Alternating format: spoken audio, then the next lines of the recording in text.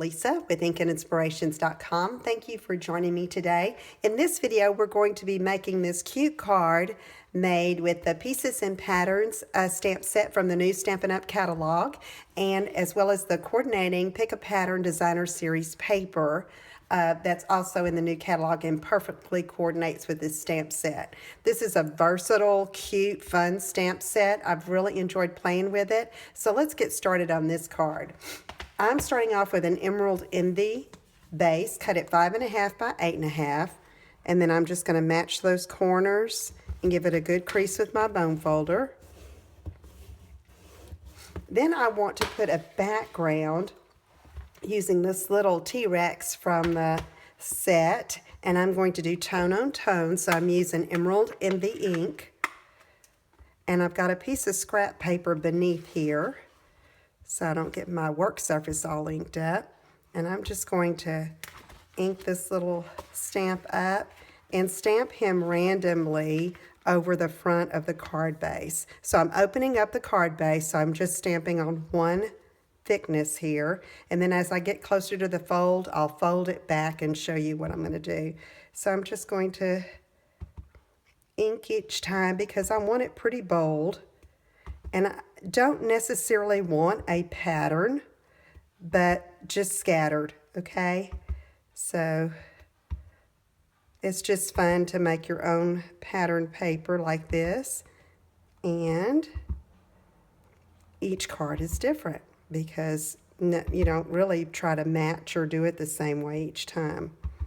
Okay, I'm getting up close to this fold, so I'm going to take it and close it like that so I can go over top if I need to. There we go. Okay, that's pretty much filled in our background, so we can take our ink and put it aside and let that base dry for a little bit before we start working with it. And now let me show you the sentiment I chose is Wild About You. And I went ahead and stamped that on Whisper White cardstock, and then I cut it with one of the layering oval framelits and then used one of those scallops so that a majority, not a majority, but a large border around the oval would show. And this is that Pick a Pattern paper. But first I'm going to take my crushed curry marker and not necessarily neatly, but just put some color in these letters here. Just like that. If you don't have the crushed curry marker, you could use a blender pen and your ink pad and pick up some of that ink and put some color there. All right? Okay, so let's go ahead and attach this to our backing, just like that. I fussy cut two of the dinosaurs from that Pick a Pattern paper. Love those little images that you can do that with. And so I want both of them facing inward, both the little stegosaurus here, I think that's what that is, and a woolly mammoth. And so I'm going to see where they're best placed, and I'm going to do it just like that. So I just need a little bit of adhesive right there. And then on the woolly mammoth right there, right by his tusks. And you can see, even though I'm doing the same layout from this card, it's going to look differently because of how I'm positioning my little animals there, depending on which way they face. Okay, so now I'm taking some of the new Crushed Curry mini chevron ribbon. I believe that's what it's called. It's 13.5 inches long. And I'm going to take some scissors and make sure that the edges are squared off,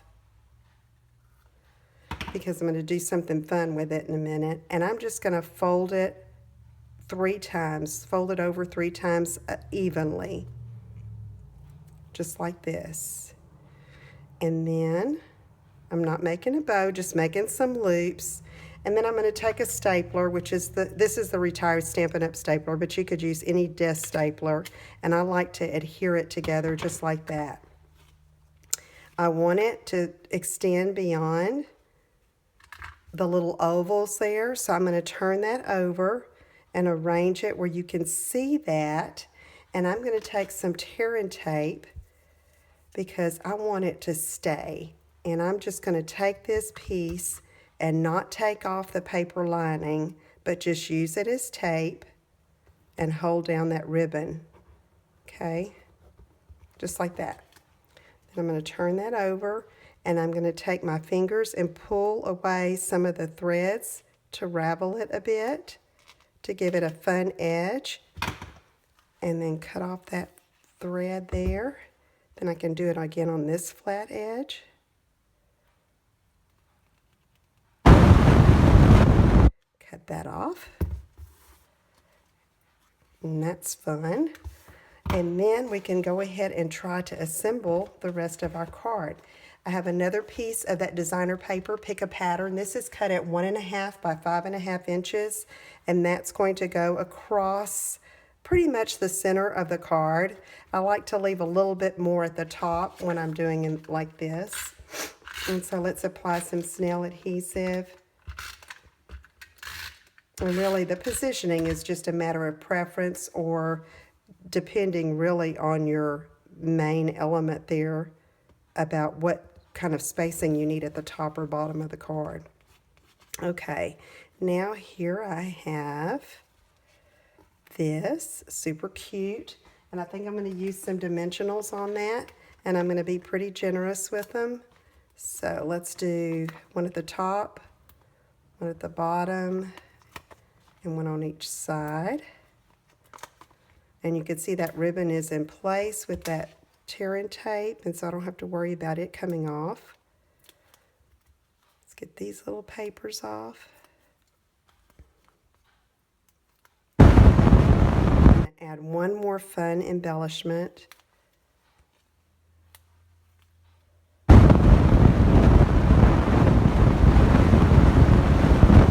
Here.